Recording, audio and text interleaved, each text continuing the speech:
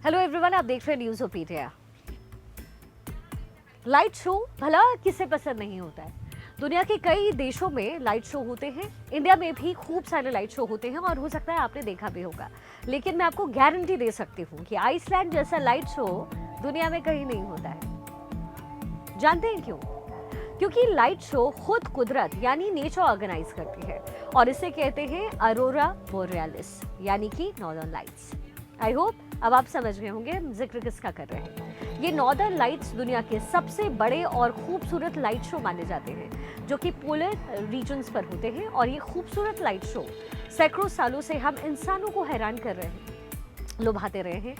लेकिन आखिर आइसलैंड के आसमान में बिखरने वाली ये जो हल्की हरी और लाल रोशनी है वो क्या है और ये कैसे और क्यों बनती है, और ये सिर्फ दुनिया के इसी हिस्से में नजर क्यों आती है, हम इसे भारत से क्यों नहीं देख पाते हैं। दरअसल ये एक साइंटिफिक प्रोसेस है और इसे समझने से पहले आपको मैं अर्थ के बारे में बताती हूँ। आप जानते हैं कि हमारा प्यारा प्लैनेट जो अर्थ है वो दुनिया के बाकी प्लैनेट जैसा नहीं है, क्योंकि हमारे अर्थ में एक खूबसूरत सा एटमॉस्फेयर है, वायुमंडल है।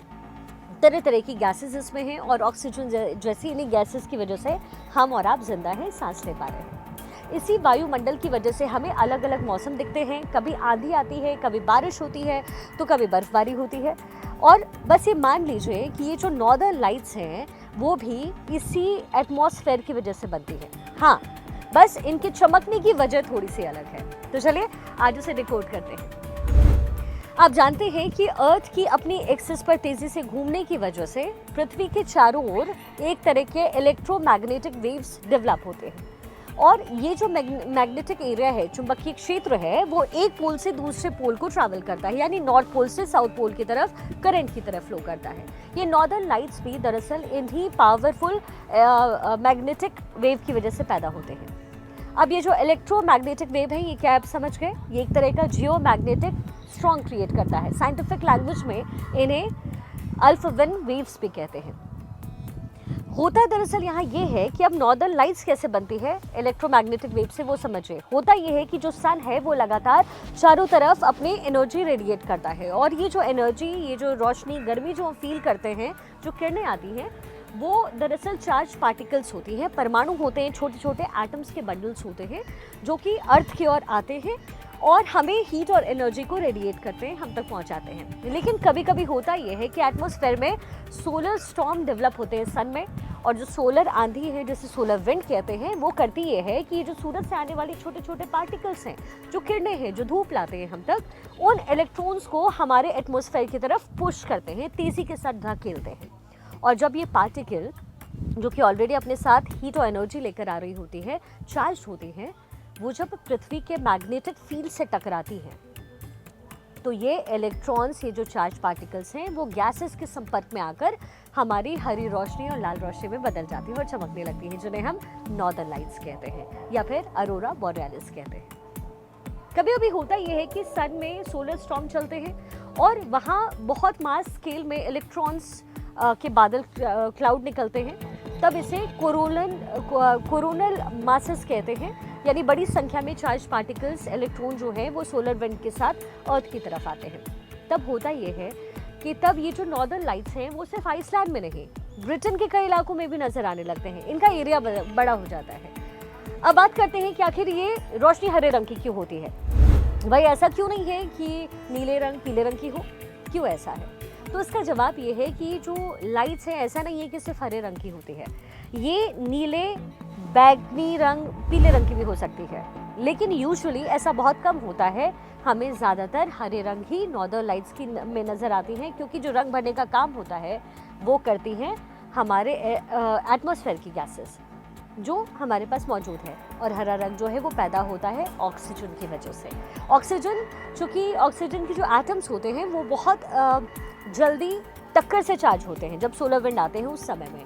अपने साथ में जब वो सूर्य के जो कण आ रहे हैं, वहाँ से जो पार्टिकल्स आ रहे हैं, जब वो टकराते हैं इलेक्ट्रॉन मैग्नेटिक वेव से, तो ऑक्सीजन का एटम जब उससे संपर्क से आता है तो हरे रंग में बदलता है, जबकि नाइट्रोजन के एटम्स वो बैगनी, नीले या गुलाबी रंग में बदलता है। लेकिन ये रोशनी बहुत रेयर दिखाई देती है, क्योंकि नाइट्रोजन के एटम्स थोड़े ढीठ होते हैं, उनको हिट करना, उनको चार्ज ट्रांसफर करना इतना आसान नहीं होता। जबकि ऑक्सीजन तुरंत कोलाइड करता है और चार्ज को अडॉप्ट कर लेता है और वो हीट हो जाते हैं।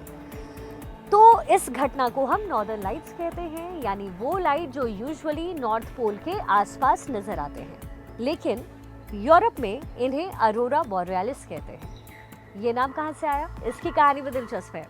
एक्चुअली ये नाम आया है रोमन सिविलाइजेशन से। रोमन सिविलाइजेशन में अरोरा को कहते हैं भोर, यानी सुबह की देवी, गॉडेस ऑफ डॉन। और बोरियल हैं, वो हैं उन हवाओं के देवता जो साउथ से नॉर्थ की तरफ चलते हैं, यानी नॉर्थ की तरफ चलने वाली हवाओं के देवता। और इन्हीं यूनानी देवताओं को, देवी के नाम पर, इस खूबसूरत घटना को अरोरा बोरियालिस का नाम दिया गया है। इसी तरीके से जो सॉदर्न पोल में लाइट दिखते हैं उन्हें अरोरा ऑस्ट्रेलिस कहते हैं, क्योंकि नॉर्थ में जैसे बोरियालिस नॉर्थ विंड के देवता है, साउथ से नॉर्थ में चलती हुई जो हवाएं उसके देवता है बोरियालिस, तो भाई नॉर्दर्न लाइट्स का नाम अरोरा बोरियालिस हुआ। वैसे ही यूनानी कल्चर में, रोमन कल्चर में जो साउथ की तरफ हवाएं चलती हैं, नॉर्थ से साउथ की तरफ, उन साउथ विंड्स के देवता है ऑस्टर। इसलिए साउथ पोल में जो लाइट नज़र आती है उनका नाम होता है अरोरा ऑस्ट्रेलिस। आप इन नॉर्दर्न लाइट्स को आइसलैंड में तो देख ही सकते हैं। इन्हें नॉर्थ स्वीडन, फिनलैंड, ग्रीनलैंड और कनाडा के कुछ हिस्सों में भी देखा जा सकता है। इसके अलावा अमेरिका के अलास्का में, रशिया के नॉर्थ साइबेरिया के कुछ हिस्से में भी आप इन खूबसूरत नज़ारों के दीदार कर सकते हैं।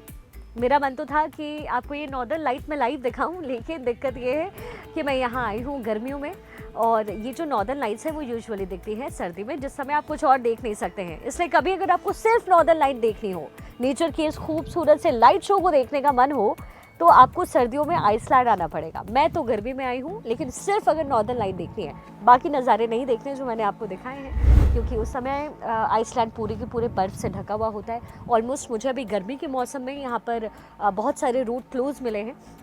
2 सारे रूट्स बनते, तो जाहिर है ठंड के मौसम में तो यहाँ हाल ही क्या होगा। तो अगर सिर्फ आपको नॉर्दर्न लाइट देखना है तो आप ठंड में आ जाइए, आपको नॉर्दर्न लाइट दिख जाएंगे। मन था मेरा, मैं भी देखूं और आपको भी दिखाऊं, बट ये हो नहीं पाया unfortunate this is, but I always knew it. So आप अगर आइसलैंड आने का प्लान कर रहे हैं और अरोरा बोरियालिस देखना है तो आप आइए ठंड के समय में, गर्मी के समय में नहीं। और हाँ, अगर आपको ब्यूटीफुल नेचर को एक्सप्लोर करना है आइसलैंड में तो आप आइए मेरी तरह मई और जून के महीने में।